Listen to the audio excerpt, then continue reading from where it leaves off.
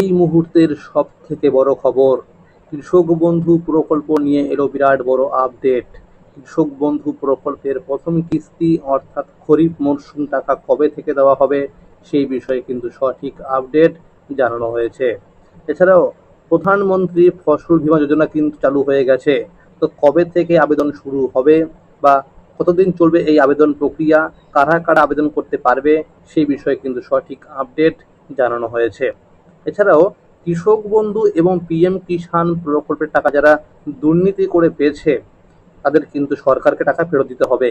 তো কাদের কাছে টাকা ফেরত দেওয়া হবে এবং কাদের বাড়িতে নোটিশ পাঠানো হচ্ছে সেই বিষয়ে কিন্তু সঠিক আপডেট জানানো হয়েছে।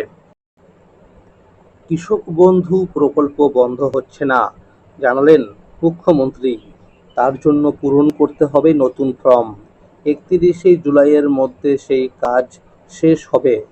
তিনি জানান, রাজ্যের কৃষকরা পিএম কিষাণ প্রকল্পের মাধ্যমে বছরে 9,000 টাকাও পাবেন। এর মধ্যে 3,000 টাকা দেবে রাজ্য সরকার। রাজ্যের কৃষকদের বিভিন্ন প্রকল্প নিয়ে মুখ্যমন্ত্রী শুভেন্দু অধিকারীর সঙ্গে বৈঠক হয় কৃষিমন্ত্রীর। পিএম কিষাণ থেকে অন্যান্য প্রকল্পে কিভাবে কৃষকদের যুক্ত করা যায় তা নিয়ে আলোচনা হয়েছে ওই বৈঠকে। নবান্ন সূত্রের খবর, ইতিমধ্যে পুরনো কৃষক বন্ধু প্রকল্পের নামের তালিকা নিয়ে ঝাড়াই বাছাই হচ্ছে। তাতে প্রায় 30 লক্ষ সুবিধাভোগীর নাম বাদ পড়তে পারে। বাকিদের নাম তোলার কাজ শুরু হচ্ছে। ইতিমধ্যেই সমস্ত জেলাতে কৃষক বন্ধু ভেরিফিকেশন শুরু হয়ে গেছে। পঞ্চায়েত, ব্লক অফিসে এবং কৃষি অফিসেও কৃষক বন্ধু ভেরিফিকেশন ফর্ম জমা নেওয়া হচ্ছে। কৃষিমন্ত্রী আগেই জানিয়েছিলেন, লক্ষ্মীর ভাণ্ডার প্রকল্পের উপভোক্তাদের অন্নপূর্ণা যোজনার জন্য যেমন পৃথক ফর্ম ফিল আপ করতে হচ্ছে, তেমনই কৃষক বন্ধু উপভোক্তাদেরও নতুন করে ফর্ম পূরণ করতে হবে।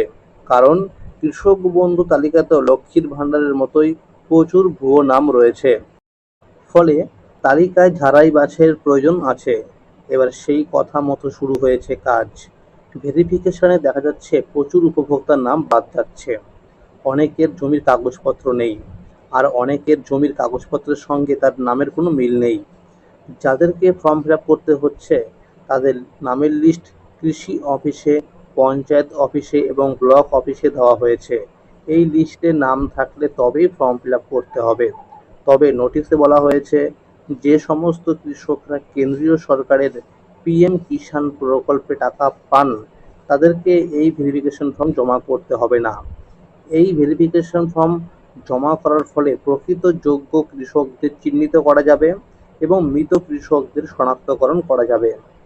সূত্রের খবর, আগের সরকারের সময় এই কৃষক বন্ধু প্রকল্পে ব্যাপক অনিয়ম ও দুর্নীতি হয়েছে। যেমন, একটি জমির রেকর্ড দেখিয়ে বহু কৃষক টাকা নিয়েছে, এমনকি এই প্রকল্পের যোগ্য না হয়েও টাকা নিয়েছে বলে অভিযোগ। যে সমস্ত কৃষকরা ভুল নথিপত্র দেখিয়ে এবং এই প্রকল্পে অযোগ্য হয়েও পিএম কিষাণ প্রকল্পে টাকা পাচ্ছিলেন, তাদের বাড়িতে নোটিশ পাঠানো হচ্ছে, তাদেরকে টাকা ফেরত দিতে হবে। কৃষক বন্ধু প্রকল্পে বছরে দুটি সমান কিস্তিতে অর্থাৎ খরিফ ও রবি মরশুমে আর্থিক সহায়তা দেওয়া হয়। এপ্রিল থেকে সেপ্টেম্বরের মধ্যে খরিফ মরশুমের প্রথম কিস্তি টাকা পাওয়া যায়, আর রবি মরশুমে দ্বিতীয় কিস্তি টাকা মেলে অক্টোবর থেকে মার্চ মাসের মধ্যে। 1 একর বা তার বেশি চাষযোগ্য জমি থাকলে বছরে দেওয়া হয় 10,000 টাকা করে। 1 একরের কম চাষযোগ্য জমি থাকলে দেওয়া হয় বছরে 4,000 টাকা করে। 18 থেকে 60 বছর বয়সী সুবিধাভোগী কৃষকের মৃত্যু হলে তার বৈধ উত্তরাধিকারীকে 2 লক্ষ টাকার এককালীন অনুদান দেওয়া হয়। মুখ্যমন্ত্রী শুভেন্দু অধিকারী জানিয়েছেন, কৃষক বন্ধু ভেরিফিকেশন সম্পন্ন হলেই কৃষকদেরকে টাকা দেওয়া শুরু হবে। সূত্রের খবর, কৃষক বন্ধু প্রকল্পে টাকা আগস্ট মাসের সম্ভাব্য 17 থেকে 21 তারিখের মধ্যে টাকা দেওয়া শুরু হতে পারে। পিএম কিষাণ প্রকল্পে আবেদন করতে হলে জমির রেকর্ড থাকতে হবে 1 ফেব্রুয়ারি 2019-এর আগে। যে সমস্ত কৃষকরা জনকল্যাণ শিবিরে গিয়ে পিএম কিষাণ প্রকল্পে ফর্ম জমা করেছিলেন তাদের ডকুমেন্টসগুলোকে করা হচ্ছে ভেরিফিকেশন, এবং যাদের সঠিক ডকুমেন্টস থাকবে তাদের নাম পোর্টালে আপলোড করা হবে। এই উপভোক্তারা আগামী 24 নম্বর কিস্তি থেকেই টাকা পেতে শুরু করবে বলে সূত্রের খবর।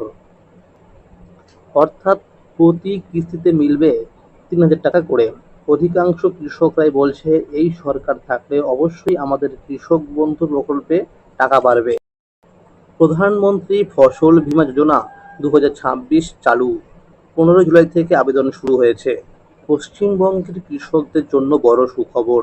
খরিফ ২০২৬ মৌসুমে প্রধানমন্ত্রী ফসল বীমা যোজনা পিএমএফবিওয়াই চালু সরকারি বিজ্ঞপ্তি প্রকাশ করেছে রাজ্যের কৃষি দপ্তর। ১৪ জুলাই ২০২৬ তারিখে প্রকাশিত নোটিফিকেশনে অনুযায়ী ১৫ জুলাই ২০২৬ থেকে কৃষকদের নাম নথিভুক্তকরণ বা আবেদন প্রক্রিয়া শুরু হয়েছে।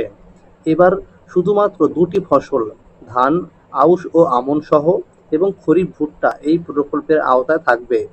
ধানের ক্ষেত্রে বীমা ইউনিট হবে গ্রাম পঞ্চায়েত এবং খরিফ ভুট্টার ক্ষেত্রে ব্লক। সরকারি নির্দেশিকা অনুযায়ী ধানের জন্য ক্ষতিপূরণের হার নির্ধারণ করা হয়েছে ৮০% এবং খরিফ ভুট্টার জন্য ৯০%। কৃষকরা ৩১শে আগস্ট ২০২৬ পর্যন্ত আবেদন ও প্রিমিয়াম জমা দিতে পারবেন। এছাড়া পশ্চিমবঙ্গের বিভিন্ন জেলার জন্য ৪টি বীমা কোম্পানিকে বাস্তবায়নকারী সংস্থা হিসাবে নিয়োগ করা হয়েছে। কাদের পিএম কিষাণ টাকা ফেরত দিতে হবে? পিএম কিষাণ প্রকল্পে যেসব কৃষক ভুয়ো বা অযোগ্য হওয়া সত্ত্বেও সুবিধা পেয়েছেন, সরকার তাদের কাছ থেকে নিয়ম অনুযায়ী টাকা ফেরত নিচ্ছে। পরিবারের একাধিক সদস্যের সুবিধা নেওয়া, আয়কর প্রদানকারী হওয়া বা তথ্যে ভুল থাকার কারণে নোটিশ পাঠিয়ে এই টাকা ফেরত নেওয়া হচ্ছে। যাদের টাকা ফেরত দিতে হবে, পরিবারের একাধিক সদস্য, নিয়ম অনুযায়ী একটি পরিবারের শুধুমাত্র স্বামী, স্ত্রী এবং তাদের নাবালক সন্তানরাই এই প্রকল্পের সুবিধা পাওয়ার যোগ্য। একই পরিবারের একাধিক ব্যক্তি টাকা পেলে অন্যদের তা ফেরত দিতে হবে।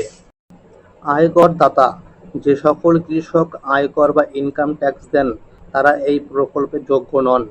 পেশাজীবী ও ধনী কৃষক: অবসরপ্রাপ্ত সরকারি কর্মচারী, পেনশনভোগী যাদের পেনশন নির্দিষ্ট সীমার বেশি বা পেশাদার ব্যক্তি যেমন ডাক্তার, ইঞ্জিনিয়ার হলে টাকা ফেরত দিতে হবে।